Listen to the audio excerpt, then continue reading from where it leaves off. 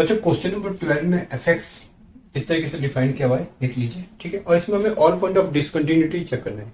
तो कैसे करेंगे, तो ये जो फंक्शन है वो 1 के रेस्पेक्ट में डिफाइन किया गया है, तो 1 से लेस देन और 1 से ग्रेटर देन के लिए। तो आपको जब चेक करना है तो कैसे चेक करेंगे, सबसे पहले x लेस देन 1 के लिए डिसकंटिन्यूटी चेक करेंगे, फिर x इक्वल टू 1 के लिए, तो ये जो है ये इक्वल का साइन होता है, तो यहाँ पर x इक्वल टू 1 के लिए चेक करें, और फिर x ग्रेटर देन 1 के लिए डिसकंटिन्यूटी चेक करेंगे। तो 1 बाय 1 करके करेंगे। फर्स्ट केस ये, सेकंड केस ये, थर्ड केस ये, 3 केस है, तो इसको 1 बाय 1 करके चेक करेंगे। लेस देन के केस में आपको ध्यान रखना है कि इसमें एक पॉइंट सी एज्यूम करना है, और ग्रेटर देन के केस में भी आपको एक पॉइंट सी एज्यूम करना है। ठीक है, तो सबसे पहले हम फर्स्ट केस की बात करते हैं, यानी कि व्हेन, तो जब x जो है वो लेस देन 1 है, तो x लेस देन 1 की बात करते हैं, तो जब x लेस देन 1 होगा तो इसके लिए पॉइंट c एज्यूम करना है। तो आपको लिखना होगा, लेट कीजिए कि x इक्वल टू c, ये c कोई पॉइंट है जो कि लेस देन 1 है। ठीक है, यहाँ पर x जो पॉइंट है वो c है, और c जो है वो लेस देन 1 है। तो इसमें क्या करेंगे, डायरेक्ट लिमिट फाइंड आउट करेंगे और वैल्यू ऑफ द फंक्शन। तो आपको क्या करना है, लिमिट फाइंड आउट करना है, x टेंड्स टू c, और ये आपका हो जाएगा fx। ठीक है, अब आपको क्या लिखना है, limit x tends to c करना है, और ये fx, तो fx कौन सा देखना है, x लेस देन 1 के लिए। तो x लेस देन 1 के लिए fx हमारे पास x की पावर 10 माइनस 1 है, तो यही आपको लिख देना x की पावर 10 माइनस 1। ठीक है, अब यहाँ पर x की जगह, इस x की जगह में c पुट कर देना है, तो ये क्या बन जाएगा, ये हो जाएगा c raise to power 10 minus 1। तो इस तरीके से लिमिट का वैल्यू ये c raise to power 10 minus 1 आ गया। साथ में हमें फंक्शन की वैल्यू फाइंड आउट करना है, फंक्शन की, और वो भी इस c पॉइंट के ऊपर, क्योंकि हम c पॉइंट एज्यूम कर चुके हैं, तो fc फाइंड आउट करना है। तो फंक्शन इस केस में, अभी हम x लेस देन 1 की बात करें, तो x लेस देन 1 के लिए फंक्शन ये वाला चल रहा है, इसके ऊपर में ध्यान नहीं देना है। तो x की पावर 10 माइनस 1 के लिए क्या करेंगे, यहाँ पर fc, जब आप यहाँ पर x की जगह c लिखेंगे तो ये हो जाएगा c 10 माइनस 1, तो आपको डायरेक्ट लिख देना है कि c रेज़ टू 10 माइनस 1। तो देखिए लिमिट का value c raise to power 10 minus 1 आ रहा है, फंक्शन की वैल्यू भी c रेज़ टू 10 माइनस 1 आ रहा है, तो दोनों इक्वल आ रहा है। तो इक्वल आने का मतलब क्या है कि कंटिन्यूअस हो गया, तो देयरफॉर आपको लिख देना है कि क्लियरली ये क्या हो जाएगा, क्लियरली इट इज मतलब फंक्शन, इट इज कंटिन्यूअस। ये क्या होगा बच्चों, कंटिन्यूअस हो जाएगा, कहां पर, for all x less than 1, तो कोई भी पॉइंट x लेस देन 1 हो वहां पे ये क्या हो जाएगा, कंटिन्यूअस हो जाएगा। अब हम सेकंड केस को देख लेते हैं, यानी कि x इक्वल टू 1 के लिए, लेकिन हम पहले इसको यहाँ पे लिख देते हैं कि इसके लिए हमारे पास रिजल्ट क्या है, कंटिन्यूअस आया। अब हम x इक्वल टू 1 पे देखें कि क्या रिजल्ट आता है। तो हम बात करते हैं x इक्वल टू 1 के लिए। ठीक है, तो इस केस में आपको left hand limit, right hand limit और value of the function find out करना है। ठीक है, और यहाँ पर c एज्यूम करने की जरूरत नहीं होता, क्योंकि हमारे पास डायरेक्ट वैल्यू हमें पता है कि x का वैल्यू 1 है। ठीक है, तो हम क्या करते हैं, लेफ्ट हैंड लिमिट की बात करते हैं, तो limit x tends to 1 minus, तो लेफ्ट हैंड लिमिट के लिए 1 माइनस। ठीक है, और ये हो जाएगा fx, राइट। साथ में क्या हो जाएगा बच्चों, ये लिमिट हो जाएगा x टेंड्स टू 1 माइनस। ठीक है, 1 माइनस मतलब क्या है, 1 से लेस देन, तो 1 से लेस देन के लिए आपको fx चेक करना है। तो 1 से लेस देन के लिए, x लेस देन 1 के लिए fx क्या है, x raise to power 10 minus 1। तो यही यहाँ पर आपको लिखना है, x raise to power 10 minus 1। ठीक है, राइट, समझ में आ रहा होगा।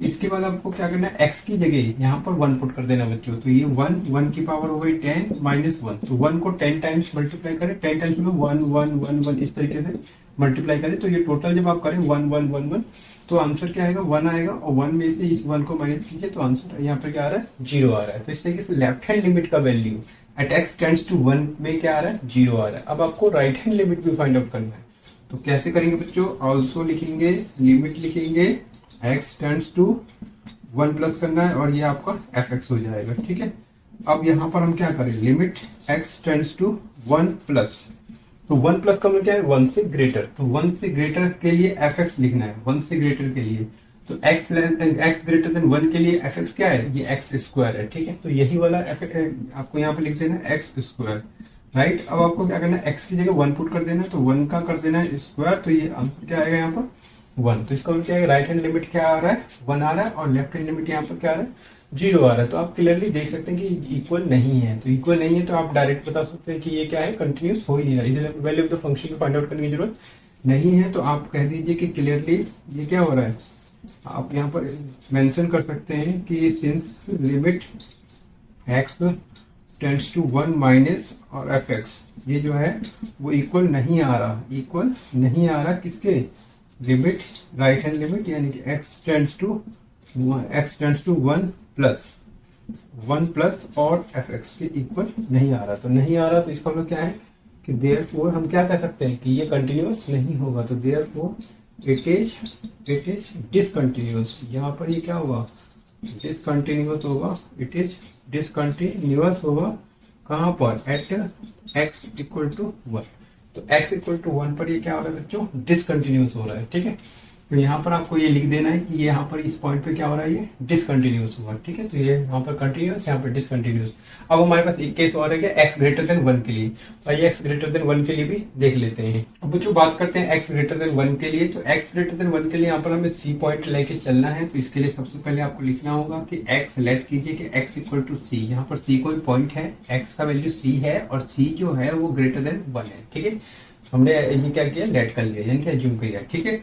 अब आपको क्या करना है, इसमें डायरेक्ट लिमिट फाइंड आउट करना होगा और वैल्यू ऑफ द फंक्शन। तो डायरेक्ट लिमिट का मतलब क्या है बच्चों, लिमिट, और ये क्या हो जाएगा, limit x tends to c, और ये आपका fx, और आगे क्या करेंगे बच्चों, लिमिट ये आपका हो जाएगा x टेंड्स टू c और fx। ये fx कौन सा देखना है, x ग्रेटर देन वन के लिए।